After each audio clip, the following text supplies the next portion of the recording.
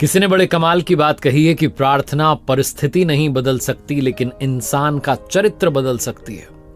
मैं हूं आरजे कार्तिक। एक बड़ी छोटी सी कहानी दोस्तों आपको सुनाता हूं। ये कहानी है 11 गांव की।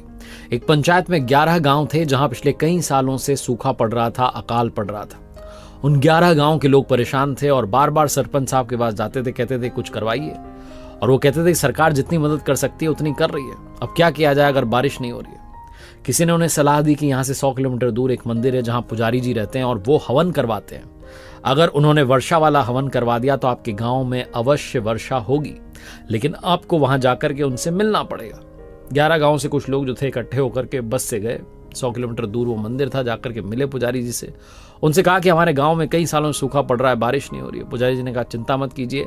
मुहूर्त निकाला, तिथि बताई, समय बताया, कहा कि आप एक काम कीजिएगा, 11 गांव से, हर एक गांव से एक एक प्रतिनिधि यानी कि 11 लोग जो हैं मेरे पास आ जाइएगा, हवन करवाया जाएगा, देखना आपके यहाँ पर वर्षा अवश्य होगी।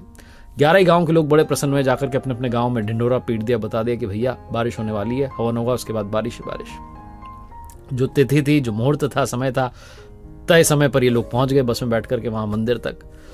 और 11 लोग जब हवन में बैठे तो पुजारी जी की दृष्टि जो थी, एक व्यक्ति पर विशेष दृष्टि थी, बार बार उसको देख रहे थे। जब हवन संपन्न हुआ, पुजारी जी ने प्रसाद बांटा तो उन्होंने कहा कि देखो बुरा मत मानना, लेकिन मैं एक बात कहना चाहता हूं, ये जो हवन है ये सफल तो हो गया है लेकिन सिर्फ एक गांव के लिए। बाकी के लोग घबरा गए कि आप ये क्या कह रहे हैं, 10 गांव में बारिश नहीं होगी, सिर्फ एक गांव में बारिश होगी, ऐसा क्या है उस गांव में। पुजारी जी ने कहा कि जो भाई साहब आपको दिखाई दे रहे हैं, सिर्फ इनके गांव में बारिश होगी। लोगों ने उस व्यक्ति की तरफ देखा और कहा इनके गांव में ऐसा क्या है। पुजारी जी ने कहा ध्यान से देखिए, ये अपने साथ क्या लाए हैं। लोगों ने कहा छाता लाए हैं। पुजारी जी ने कहा बस ये छाता लाए हैं क्योंकि इन्हें संपूर्ण विश्वास है कि इनके गांव में वर्षा होगी, हवन सफल होगा।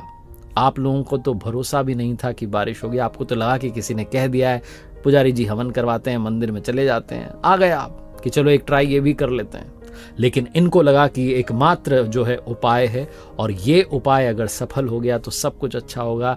इसलिए हवन में तो 11 लोग बैठे थे, लेकिन सिर्फ एकमात्र व्यक्ति ऐसे थे जो संपूर्ण भाव से, संपूर्ण विश्वास से बैठे थे कि प्रभु का हवन हो रहा है, पूजा हो रही है, यज्ञ हो रहा है, पक्के से मेरे गांव में बारिश आएगी। आप देख लेना, आज सिर्फ इन्हीं के गांव में बारिश आएगी, बाकी गांव को भी प्रतीक्षा करनी पड़ेगी।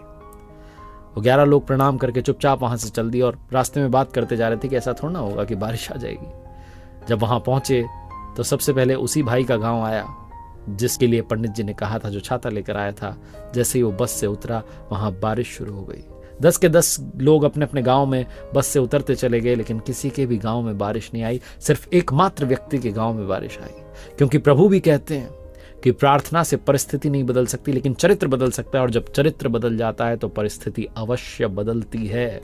प्रार्थना से परिस्थिति बदलनी है तो पहले चरित्र को बदलना शुरू करो, प्रार्थना में विश्वास लाना शुरू करो, ये मानना शुरू करो कि अगर मैंने प्रार्थना की है तो सक्सेस अवश्य मिलेगी।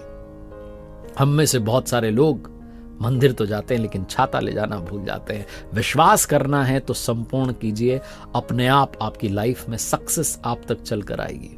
एक बार फिर से वही बात जो अक्सर कहता हूं, कर दिखाओ कुछ ऐसा कि दुनिया करना चाहे आपके जैसा।